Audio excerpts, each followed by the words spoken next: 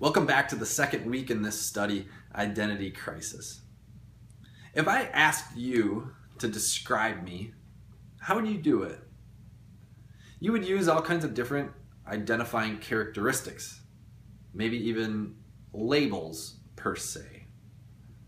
Some of you may describe me as pastor. Others might describe me as a husband. Some of you may say, hey, he's a dad. And others of you might say, isn't that the guy who wears the red/pink shirt? Now, is my identity made up by the sum total of these labels? What if I were to add other labels to this list? Would it change my identity? Or what if one of these were removed? Would I stop being who I am? What makes me me? And what makes me me as a Christian? Today, we're going to talk about labels. But first, let me take these ones off. I hang out a lot with a blunt little 3-year-old girl, my very own daughter. And hanging out with a blunt 3-year-old daughter teaches me about the power of labeling people based on physical characteristics. We'll be walking through the grocery store and she'll notice somebody without any hair and loudly proclaim, "Hey Dad, that guy doesn't have any hair." Shh, don't say that out loud. Or even worse, at Vacation Bible School this summer, I was in skits each night, and one night at the skit time, I stuffed my shirt full of pillows, and I said in the skit that I had eaten way too much food at dinner time. And so now often my daughter walks around pushing out her belly and saying, "I think I've eaten too much food." Or sometimes when we're in public, she'll see somebody who has a little bigger waistline and say, "Hey Dad, that person ate too much." You can't say that.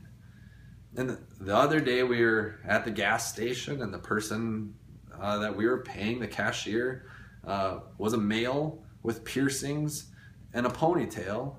And she loudly asked me, "Hey Dad, is that a boy or a girl?" Sweetie, you can't say these things. And some of you might be saying, well, at least she's being honest. And some of you might be saying, she shouldn't be saying things like that. And I would say these are the mixed emotions that I have. And I believe these are the mixed messages that I feel we often get from our world as well. Here's what I mean. When we talk about being labeled, it seems as though our world says, don't you dare put labels on people.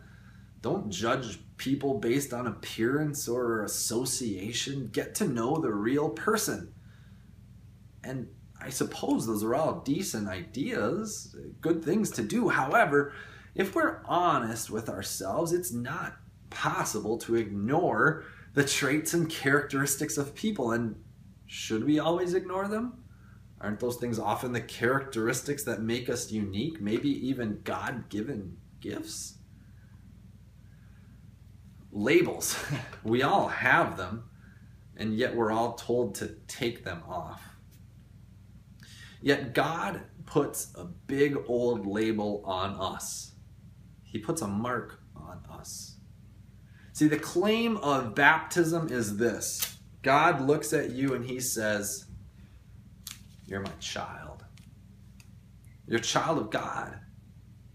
Through baptism, that is the mark that we wear.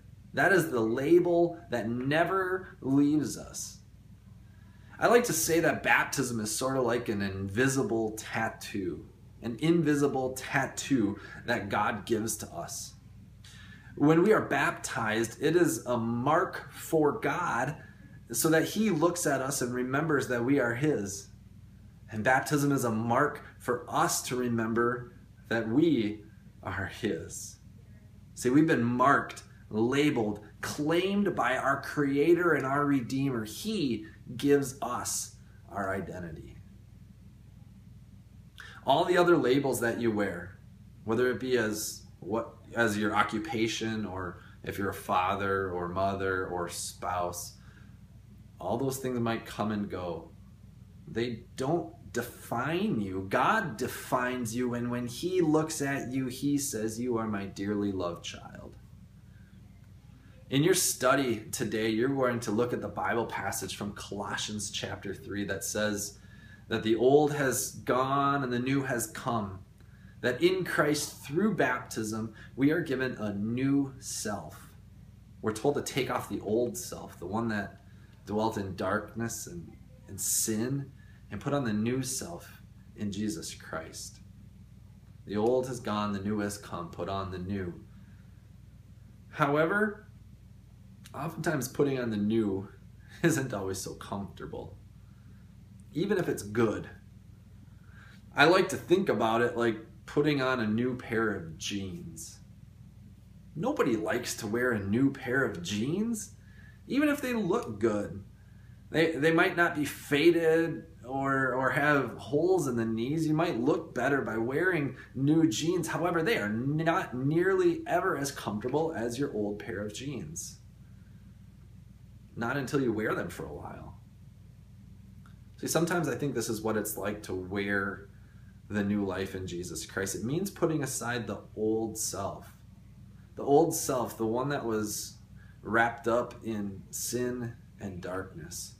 But oftentimes putting aside that old self also means laying aside the things that we thought were super important, the things that we thought gave us our identity, putting those away and realizing our core identity comes from Christ. All those other things might be still important, but we go to those things as a child of God. See, wearing the new self, even if it's not always comfortable, it's still better.